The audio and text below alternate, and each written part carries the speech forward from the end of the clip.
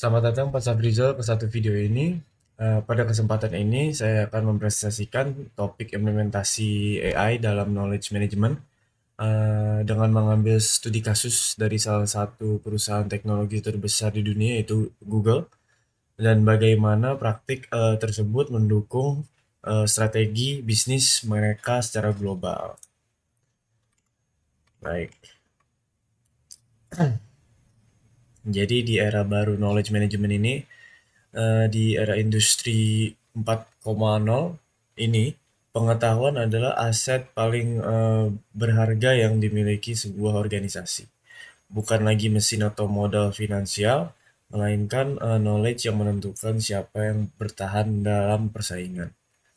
Google memahami hal ini lebih awal dari siapapun. Jadi mereka membangun ekosistem knowledge management yang tidak hanya canggih secara teknologi, tetapi juga cerdas dan presisi dalam eksekusinya. Disinilah peran AI atau artificial intelligence menjadi vital, mulai dari penciptaan ide, distribusi informasi, hingga pengambilan keputusan strategi berbasis data, bukan lagi sekadar intuisi. Jadi di sini ada model Sechi. Untuk memahami bagaimana pengetahuan terbentuk Google, kita menggunakan kerangka model Sechi dari Nonaka dan Takuchi yang terdiri dari 4 tahapan. Yang pertama itu socialization. Karyawan Google berbagi pengalaman secara langsung melalui mentoring, diskusi santai, dan sesi kolaborasi tahap muka. Yang kedua itu externalization. Pengetahuan tacit yang ada di kepala seseorang dituangkan menjadi panduan tertulis, video tutorial, atau dokumen yang bisa diakses semua orang. Yang ketiga itu combination. Inilah di mana AI Google berperan besar, sistem mengkombinasikan berbagai sumber data berskala besar untuk menghasilkan pengetahuan yang lebih komprehensif. Yang keempat itu internalization. Karyawan baru membaca panduan tersebut, mempraktikannya hingga akhirnya menjadi kompetensi nyata dalam pekerjaan mereka. Yang ini ada peran AI dalam KM. Secara kontrak, apa yang dilakukan AI dalam sistem knowledge management Google ini? Di sini kita bisa melihat ada 3 fungsi utama. Yang pertama itu pengumpulan ilmu otomatis. AI mampu membaca jutaan data, email, dan lain-lain secara instan untuk mengekstraksi poin-poin penting tanpa harus dibaca satu persatu oleh manusia seperti kita sendiri. Yang kedua itu ada pengelompokan super cerdas menggunakan teknologi natural language processing atau NLP, sistem secara otomatis pengelompokan dokumen ke kategori yang tepat. Yang ketiga itu ada penyebaran tepat sasaran. Sistem merekomendasikan dokumen yang relevan langsung kepada karyawan yang membutuhkannya bahkan sebelum mereka sempat memintanya. Di sini kita bisa melihat Google memiliki ekosistem KM yang lengkap dan terintegrasi. Uh, yang 4 pilar pertama kita bisa melihat 4 pilar utamanya. Kita bisa melihat Google Brain dan DeepMind berfungsi sebagai pusat R&D, menggunakan deep learning dan reinforcement learning untuk mempercepat inovasi dan melahirkan produk-produk berbasis kecerdasan buatan.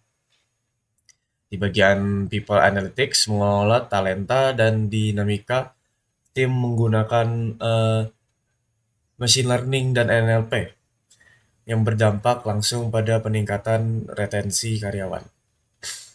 Yang di bagian Google Scholar dan Search, itu mereka membuka akses ke riset global melalui semantic search engine berbasis MUM dan Gemini, serta knowledge graph untuk memetakan relasi antar konsep ilmiah.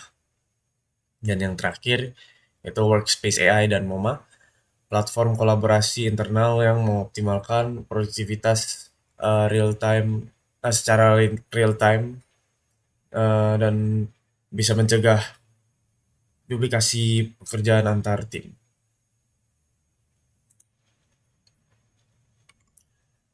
Dan ini adalah bagian salah satu studi kasus paling menarik dari Google, yaitu Project Aristotle. Divisi People Analytics menganalisis lebih dari 180 tim selama 2 tahun menggunakan teknik clustering dan NLP. Temuan utamanya untuk mengejutkan banyak pihak, faktor terpenting yang membuat sebuah tim efektif dan inovatif bukanlah IQ anggotanya, bukan pula pengalaman teknis mereka, melainkan psychological safety.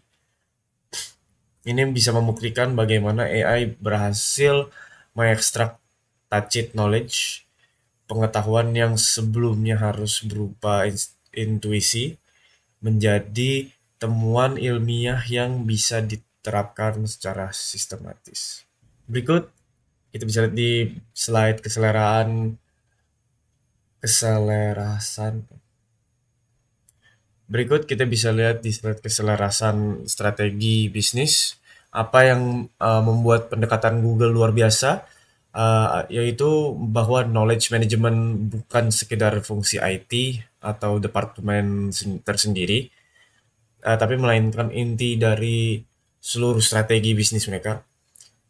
Infrastruktur KM Infrastruktur knowledge management yang matang mempercepat siklus dari riset hingga proses komersial. Sementara itu, akumulasi data yang terus bertumbuh membentuk barrier to entry yang sangat tinggi bagi para kompetitor.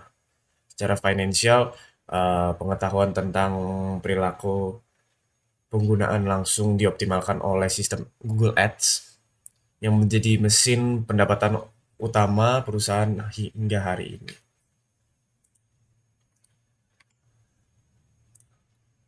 Jadi di sini kita bisa lihat ada 3 faktor yang menjadi kunci keberhasilan implementasi knowledge management di Google. Yang pertama itu budaya dan kepemimpinan.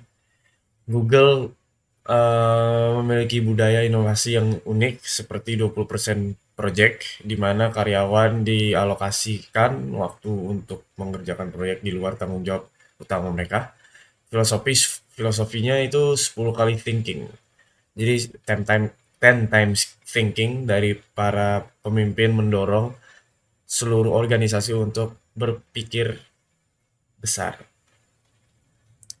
Yang kedua itu teknologi infrastruktur, stabilitas. Yang kedua itu teknologi infrastruktur, skalabilitas. Sistem knowledge management Google dimungkinkan oleh jaringan pusat data global yang diimplementasikan oleh algoritma AI terdepan.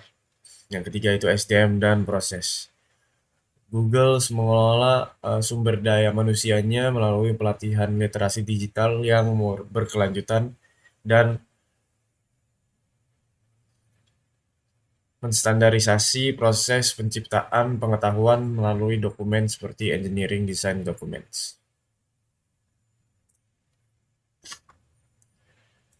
Terinspirasi dari ekosistem Google, kami mengusulkan sebuah prototipe yang kami sebut UPJ IS Scholar Hub, platform knowledge management untuk lingkungan akademik kampus kami. Platform ini memiliki 3 fitur utama, yaitu Smart Knowledge Repo yang secara otomatis mengompilasi dan klasifikasikan tugas akhir, proposal, dan kode program untuk menggunakan machine learning untuk mencegah hilangnya pengetahuan institusi. Schematic Search Engine, itu yang kedua, yang memungkinkan pencarian berbasis makna dan konteks, bukan sekadar kata kunci. Dan yang terakhir itu Peer Mentoring Connect, platform digitalisasi proses socialization yang menghubungkan mahasiswa junior dan senior secara cerdas berdasarkan rekam jejak akademik masing-masing. Baik, di sini ada dua kesimpulan dan dua saran utama. Kesimpulan pertama yaitu AI adalah akselerator utama dan knowledge management modern, integrasi ML dan NLP secara masif mempercepat penemuan dan berbagi pengetahuan jauh melampaui sistem konvensional. Kesimpulan yang kedua yaitu namun faktor manusia tetap kritis, secanggih apapun teknologi yang digunakan efektivitas tim dan inovasi organisasi tetap bertanggung pada psychological safety dan budaya organisasi yang sehat. Ya, ini saran dari kelompok kami yang pertama, yaitu pertama bangun dulu fondasi budaya keterbukaan dan lakukan knowledge audit sebelum berinvestasi pada infrastruktur AI. Teknologi hanya akan efektif jika budayanya sudah siap. Dan saran yang kedua yaitu terapkan implementasi secara bertahap dengan pendekatan agile dan ukur keberhasilannya menggunakan kombinasi metrik kuantitatif seperti knowledge reuse index maupun evaluasi kualitatif. Baik, demikian presentasi dari saya mengenai implementasi AI dalam knowledge management ini dengan studi kasus Google. Sorry, kami berharap, kelompok saya berharap insight dari Google ini dapat menjadi inspirasi nyata. Terima kasih, Pak.